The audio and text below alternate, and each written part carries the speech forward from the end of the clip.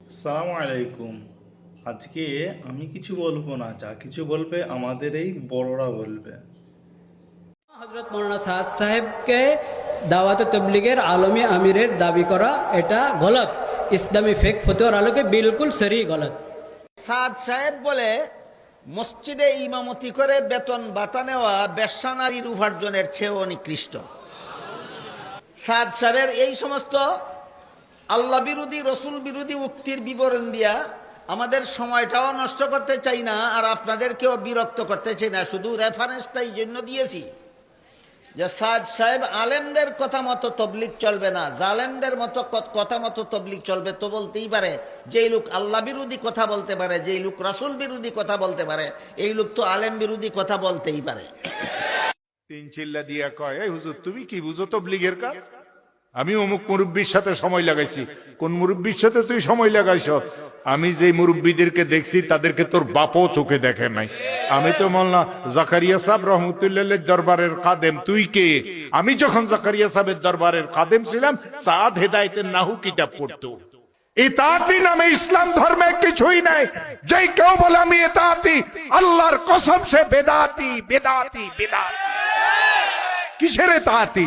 কোন মৌলবি থাকলে আমার সামনে বল, বুঝা আমাকে কোরআন আর হাদিস। কেন দুকামি করস উম্মতের সাথে? কেন মুহাম্মদ সাল্লাল্লাহু আলাইহি ওয়াসাল্লামের উম্মতের সাথে বেঈমানি করস? কেন গাদ্দারি করস? কেন মুনাফিক করস? ইতাআতি মানে মুনাফিক, ইতাআতি মানে বিদআতি। মাওলানা সাদ সাহেব, আমি এখন যদি কই তা আমার কথা সমস্যা। আমরা দেশের ধর্মমন্ত্রী সুন্দর করে কইছি, ধর্মমন্ত্রী কথাটা কিন্তু আমি কইতেছি, আমার কিন্তু দুশ্চিন না কেউ। ধর্মমন্ত্রী কইছে ইসরায়েল থেকে টাকা আইছে তাবলিগ বাংবার লাগিয়া। আর এটার লিডার হইল সাদ সাহেব, আর বাংলাদেশের লিডার হইল ওয়াসিম। যারা ইসরায়েলের টাকায় তাবলিগ ভাঙ্গার ষড়যন্ত্র করে, ইহুদি খ্রিস্টানের দালালি করে, তাদেরকে টঙ্গীর ময়দানে ঢুকার অধিকার নাই, কাকরাইল মসজিদে ঢুকার অধিকার তাদের নাই। ঠিক না ঠিক? ইজতেমা হবে একটা, থামেন, ইজতেমা হবে একটা। সত্যিকারের রাসূল প্রেমিক যদি কোনো গ্রুপ থাকে, সেই গ্রুপের নাম কওমি দেওবন্দি মাদ্রাসা। ঘুমাইছেন মনে হয় যে আহমদ শরীফ যখন ইসলামের উপর আক্রমণ করছে মাঠে আমরা। এখন আবার দেখবেন কিছু লোকজন আমাদের কয়, আর আবার টুপিদারিওয়ালা, লম্বা ফাগরিও আছে, লম্বা পাঞ্জাবিও আছে। এরা কয় আচ্ছা ও এই হুজুর মাদ্রাসায় আসেন, ওয়াজ টোয়াজ করতে যাইতো, বিভিন্ন জায়গায় ওয়াজ করতো, নসিহত করতো। তো মাদ্রাসার মধ্যে তাকে ব্রাকের ভিতরে, তো উনি এখানেই থাকতো, উনি তাবলিগ লইয়া কি লেগে লাগলো। তাবলিগ তো গাট্টি লইয়া। কপাল যখন খারাপ হয় তখন ঘরের মানুষও শত্রুতা শুরু করে। মুশকিল হইল আমরা ঘরের মানুষ মনে করছিলাম, আসলে আসলে ঘরের মানুষ না। এই ফতোয়া এখন মাওলানা সাদ সাহেব দেওয়া শুরু করছে। কথা বুঝেন নাই? মাওলানা সাদ সাহেব চিনেন না? একটু দোয়া করেন, হাদাহুল্লাহ বলেন, বলেন হাদাহুল্লাহ। আল্লাহ হেদায়েত দিয়ে দেন। আল্লাহ হেদায়েত দিয়ে দিলে উম্মত বহুত বড় ফিতনা থেকে বাইচা যাবে। এই কারণে উম্মত বহুত বড় ক্ষতির মুখোমুখি হয়ে গেছে। ইখতিলাফের কারণে আমল তো বন্ধ হয়ে গেছে, এটা তো সত্য কথা। ইখতিলাফের মূলে যিনি, তিনি একটু নিজেকে পিছনে নিলে আশা করি ইনশাআল্লাহ ইখতিলাফ থাকবে না। দেখেন উলামায়ে কেরাম মাদ্রাসা নিয়েই বহুত ঝামেলায়। অনেকে মনে করে আমরা বুঝি এতদিন পরে মার্কাজ দখল করতে চাই। আরে ভাই, আমি তো আমার মাদ্রাসা নিয়েই ব্যস্ত। মুতাইম সাহেব মাদ্রাসার ওস্তাদদের বেতন দিতে পারে না, বেচারা রাত্রে ঘুমাইতে পারে না। আপনার মার্কাজ নিয়ে চিন্তা করার সময় কই? উলামায়ে কেরাম তো এগুলার দায়িত্ব নেওয়ার ইচ্ছুক না। কত বড় দুঃসাহসী, কত বড় মিথ্যাচারী! আরে আসমান জমিন তো ফেটে যাওয়ার উপক্রম। সেই টঙ্গীর বিশ্ব ইজতেমার মাদ্রাসার ছেলেরা, ওরা কোরআন পড়ছিল, ওদের শিক্ষকদের কাছ থেকে ওরা কোরআন শিখছিল। ওই সময়ে তোমরা অতর্কিতে হামলা করে শুধু আমাদের বড় ছাত্রদেরকে রক্তাক্ত করে ক্ষান্ত হও নাই, সেই মাদ্রাসার অভ্যন্তরে গিয়ে তোমরা হামলা চালিয়েছ। আমাদের নিষ্পাপ সন্তানগুলোর কোরআনের পড়া তোমরা বন্ধ করে দিয়েছ। আমাদের ছোট ছোট বাচ্চাগুলোকে উঠিয়ে তোমরা আছাড় মেরেছ, ওদের মনের মধ্যে তোমরা আতঙ্ক ছড়িয়ে দিয়েছ। ওরা তোমাদের এই রুদ্র হায়নার মতো তোমাদের এই জঙ্গলি রূপ দেখে আতঙ্কে ওরা ভয়ে থরথর করে কাঁপছিল, চোখের পানিতে ওদের বুক ভাসছিল। মিথ্যাচারের দল সেই বাচ্চাগুলোকে এনে মিডিয়ার সামনে ধরে ভিডিও করে আর ইসলাম বিদ্বেষী মিডিয়া হলুদ সাংবাদিকদের সঙ্গে আতাত করে প্রচার করেছো। কওমি মাদ্রাসার হুজুররা ছোট ছোট বাচ্চাদেরকে মারামারি করবার জন্য ওখানে পাঠিয়েছে। আরে এত বড় মিথ্যা তো আব্দুল্লাহ ইবনে উবাইরাও বলে নাই, এত বড় মিথ্যা তো আবু জাহাল আবুল হাবরাও বলতো না। এই মিথ্যার কি শাস্তি তোমরা ভোগ করবে? আল্লাহর কাছে দোয়া করে আল্লাহ যেন তোমাদেরকে মাফ করে দেন। আল্লাহর কাছে দোয়া করবে যে মাওলানা সাদ গুমরা এবং তার অনুসারীও গুমরা এবং তাকে যে সমস্ত আলেমরা সাপোর্ট করছে এরা দুনিয়ার লোভে সাপোর্ট করছে, এদেরকে অনুসরণ করা যাবে না। এই মাওলানা সাদ কোনোদিন দেওবন্দের বারান্দা দিয়েও হাঁটে না। যেই লোক নিজেকে তাবলীগের আমির দাবি করছে, এই লোকটা একটার পরে একটা কোরআন হাদিস বিরোধী বক্তৃতা দিয়েই যাচ্ছে। এই পর্যন্ত 68টা বক্তৃতা আমার হাতে আছে, 68টা কোরআন হাদিস বিরোধী, ইজমা বিরোধী, সাহাবায়ে কেরামের উক্তি বিরোধী, আহলুস সুন্নাহ ওয়াল জামাতের মতের বিরোধী।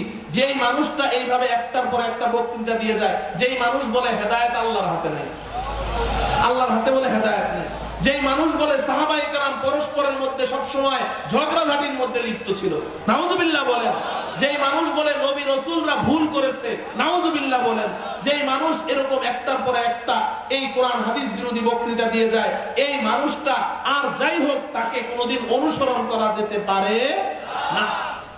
আর ওই মানুষের যারা পক্ষপাতিত্ব করছে বাংলাদেশে যারা পক্ষপাতিত্ব করছে, আমার মতো এরকম দুনিয়া লুভি ইহুদি খ্রিস্টানদের 5 গোলাম কতগুলো আমাদের মতো এরকম টুপি দাড়িওয়ালা, এরা যারা ওই মানুষটার পক্ষপাতিত্ব করছে, এদেরকে বাংলাদেশের উলামায়ে কেরাম আরো যুগ আগে ডাস্টবিনে নিক্ষেপ করেছে। এই জন্য বিভ্রান্ত হওয়ার কিছু নাই, সাদ সাহেবের সাথে কি আমাদের কোনো ব্যক্তিগত দুশ্মনী আছে? জায়গা জমিন নিয়ে আমাদের কোনো দ্বন্দ্ব আছে? ওনার বাড়ি ইন্ডিয়া, আমাদের বাড়ি বাংলাদেশ, দ্বন্দ্বের কি সুযোগ আছে এখানে বলেন? সমস্যা এক জায়গায়, কারণ সাদ সাহেব এমন ফতোয়া দেয় যে ফতোয়া 8 রশিদের সঙ্গে মিলে। মন খারাপ করেন না, মন খারাপ, কারণ সাদ সাহেব বলছে মক্কা মদিনা के बाद अगर कोई जगह काबिल इक्तिदा काबिल आजमत है वो बंगला वाली मस्जिद मरकज निजामुद्दीन है। नाउजुबिल्लाह। সাদ সাহেব বলছেন মক্কা শরীফ মদিনা শরীফের পরে 3 নম্বর অনুসরণীয় জায়গা হলো ইন্ডিয়ার নিজামুদ্দিন মার্কাজ। নাউজুবিল্লাহটা কি আপনজন হওয়ার কারণে নাউজুবিল্লাহ খুব শরম? এ ভাই, কোরআন হাদিসে নিজামুদ্দিন মার্কাজের নাম আছে। মক্কা মদিনার পরে 3 নম্বর জায়গা ইন্ডিয়ার নিজামুদ্দিন মার্কাজ বুখারী শরীফে আছে। মুসলিম বর্তমানে দাওয়াতে তাবলীগের 2টি দল রয়েছে। আমরা দেখেছি কিছু আলেমদেরকে 2 দলে দাওয়াতে কাজ অংশগ্রহণ করে। তাতে আপনার মতামত কি? তাবলীগ একটাই, 2টা না। তাবলীগ একটাই, যেটা দারুল তাবলীগ একটা, যেটা হযরত ইলিয়াস রহমাতুল্লাহ আলাইহি প্রতিষ্ঠা করেছেন। ইলিয়াস রহমাতুল্লাহ আলাইহিকে শায়খুল হিন্দের ছাত্র, তাবলীগের নেতৃত্ব দিয়েছেন কে? শায়খুল হাদিস জাকারিয়া কান্দলবী রহমাতুল্লাহ আলাইহি। তিনি ছিলেন কে? সৈয়দ আবুল হাসান নদভী রহমাতুল্লাহ আলাইহি। হযরত ইলিয়াস পরামর্শ করতেন কার কাছে? হাকিমুল উম্মাত আশরাফ আলী থানভীর সাথে, আব্দুল কাদির রায়পুরী রহমাতুল্লাহর সাথে। সুতরাং আলেমদের তাবলীগ এটাই তাবলীগ, যারা বের হয়েছে এরা আসল না, এরা ভেজাল। দেখেন, এটা হলো প্রকৃত উলামায়ে দেওবন্দ। আমার ভাই যদি কোরআন সুন্নাহর বিরুদ্ধে কথা বলে, আমার ভাই নোটে লাও।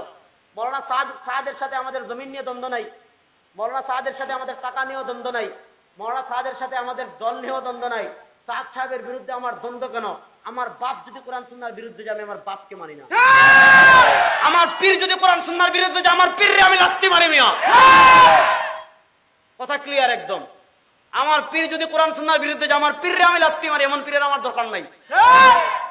তো সাদ সাহেবের সাথে আমাদের ইখতিলাফ। কোরআন এই পরামর্শ বোর্ড বা পরামর্শ ভিত্তিক কার্য পরিচালনা, এটাকে বাদ দিয়ে একক ব্যক্তির কর্তৃত্বে পুরা ওয়ার্ল্ডের এই তাবলীগের কাজকে পরিচালনা করা, মৌলানা সাদ সাহেব এই দিকে যাওয়ার কারণেই এইখানে নতুন করে সংকট সৃষ্টি হয়েছে।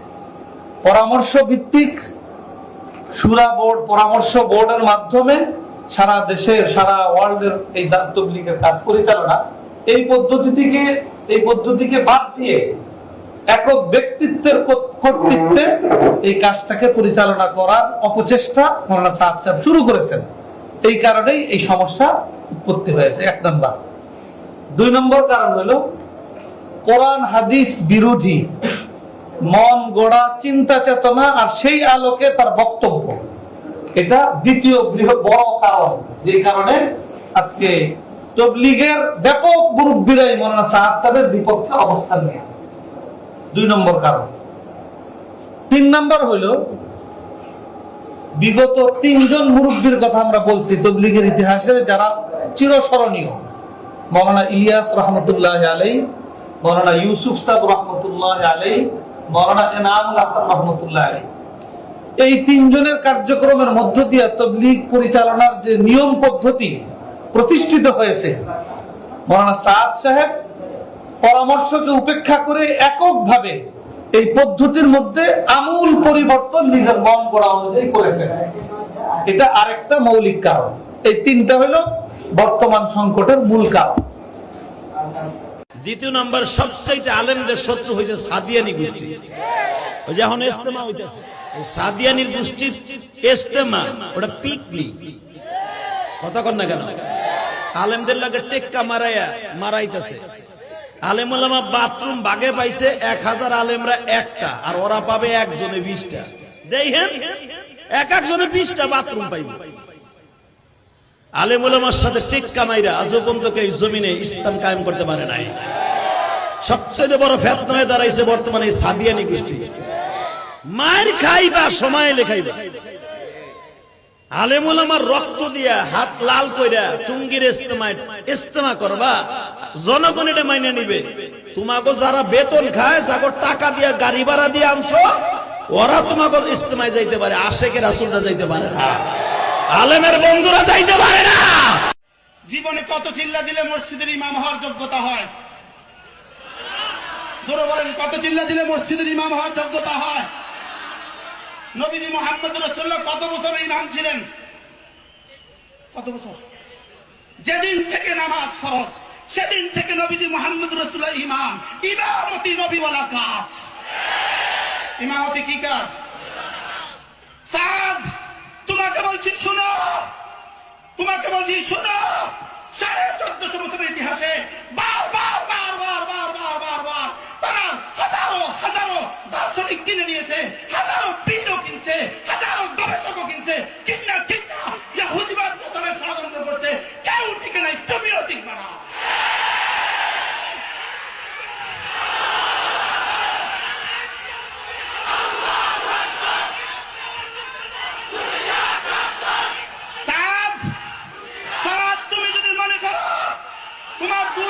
দুই বক্তব্যের কারণে তুমি যদি মনে করো তোমাকে দিয়ে 2 বক্তব্য দিয়া পৃথিবী থেকে কোরআন মুছে ফেলবে, ইহুদিদের এই স্বপ্ন সাত পূরণ হবে না। তুমি বক্তব্য দিয়েছো, তুমি বক্তব্য দিয়েছো কোরআনে কারীমের বুঝে না পড়লে, কোরআনে কারীম বুঝে না পড়লে ওয়াজিব তরকের গুনাহ। তুমি এক বাক্য দিয়া সারা পৃথিবীর সমস্ত মুবাল্লিগীনদেরকে, সমস্ত দায়ী ভাইদেরকে কোরআন থেকে বঞ্চিত করার ষড়যন্ত্র করেছো। কারণ তারা তো কোরআন বুঝে না, তারা তো বেচারা শুধু পড়তে পারে, বুঝে না। তুমি এক সিদ্ধান্ত দিয়ে শুনিয়ে দিয়েছো, খবরদার তোমরাও আর কোরআন পড়বা না। দ্বিতীয় সিদ্ধান্ত তুমি শুনিয়েছো, যারা টাকা নিয়ে কোরআনে কারীম পড়ায় তাদের বেশ্যা নারী তাদের আগে জান্নাতে চলে যাবে।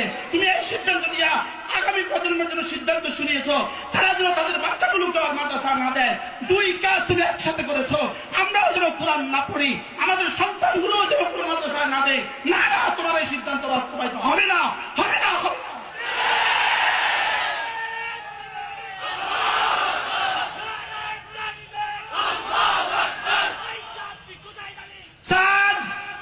তোমাকে বলছি শুনো, তুমি যদি মনে করো এই বক্তব্য দিয়ে তুমি কোরআনে কারীমকে মুছে ফেলবা, ইহুদিদের এই খেলা বাস্তবায়িত হবে না। আমরাও কোরআন তেলাওয়াত ছাড়বো না, আমাদের বাচ্চাগুলোকেও কোরআন পড়ানো ছাড়বো না। সাদ, তোমার বক্তব্য তুমি পৃথিবী থেকে উদ্ধার করতেই হবে, করতেই হবে। না এই লাল সবুজের পতাকা এই 65,000 বর্গ মাইলে তোমার অনুসারীদের ঠাই হবে না, হবে না। তুমি বক্তব্য দিয়েছ সাদ, তোমাকে আমি তুমি বলতে বাধ্য হলাম। তুমি যদি মনে করো তোমার দাদার বাবা হযরত ইলিয়াস রাহমাতুল্লাহ আলাইহি, আমরা বলবো নবীজি নূহ আলাইহিস সালামের ছেলেকেও তো ইসলাম ছাড়ে নাই, নবীজি নূহ আলাইহিস সালামের ছেলেকেও আল্লাহ তাআলা ছাড়ে নাই। তুমি তো নবীজি নূহের নাতি নও, তুমি তো নূহের কি নাও নাতি না, আমাদেরকে ধোঁকা দিও না। আমি যারে বুঝাইয়া পয়সা দিয়ে তবলিগে পাঠাইছি, সে চিল্লাতে আমার কাছে আল্লাহর রাস্তায় সময় লাগাইছে। এলকি কয় কি রে আল্লাহ? হ্যাঁ লাগাইছি তো। কতদিন লাগাইছেন? আমি কই যে 37 বছর চলে। উই বাবা, এতদিন কোন কোন জায়গা লাগালে? আমি কই 12 বছর মাদ্রাসায় পড়ছি আর এই 25 বছর হাদিস পড়াই। কয় যে এটা না হুজুর, এটা না। আমি বলি কোনটা? সুদ খাইছো, ঘুষ খাইছো, মাগিবাজি, ফাঁকিবাজি, লম্পটে, লুচ্চমি, দুনিয়ার আকাম করছো, 65 বছর মতো চাকরি করে ঘুষির টাকাতে দাঁড়ান দিছো। আমার ওদের 3 চিল্লে দিয়ে তুমি হয়েছো কুতুবুল আক্তাব, আর আমি এই 12 বছর মাদ্রাসায় পড়াইছি, 25 বছর হাদিস পড়াই। এটা তোমার শয়তানের রাস্তা হয়ে গেছে।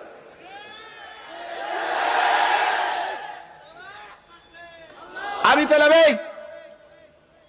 এইটা শয়তানের রাস্তা। কয় হুজুর আপনার আল্লাহর রাস্তা খুরুজ ফি সাবিলিল্লাহ, এই আরবি একটা সাথে খুরুজ ফি সাবিলিল্লাহ, খুরুজ ফি সাবিলিল্লাহ করেন না, আল্লাহর রাস্তায় বের হন। কিভাবে প্রহার করা যায় কিনা এটা আপনারা জিজ্ঞেস করে দেখেন নিজের বিবেকের কাছে। মনে করে না, এই জন্য বললাম। আপনাদের কি মনে হয় দিল্লি থেকে কেউ এখানে না আসলে আমাদের তবলিগ চলবে না? বলেন না কেন চলবে না? পাকিস্তান থেকে কেউ না আসলে আমাদের তবলিগ চলবে না? গত ইজতেমার ভিতরে আমাদের দোয়াকে আমাদের আলেমরা করতে পারেন নাই? বলেন না কেন? তাহলে কি দরকার আছে এটা নিয়ে এত আমার হাঙ্গামা করা? এই এক টঙ্গীর 1 ডিসেম্বর লক্ষ ওয়াজাহাতে জোরের কায়েম মোকাম হয়ে গেছে। ওয়াজাহাত করার জন্য আর কিচ্ছু দরকার নেই, এই একটাই যথেষ্ট। কি বলেন আপনারা? আর কিছু লাগবে? চোখ দেখার জন্য এই একটা জিনিস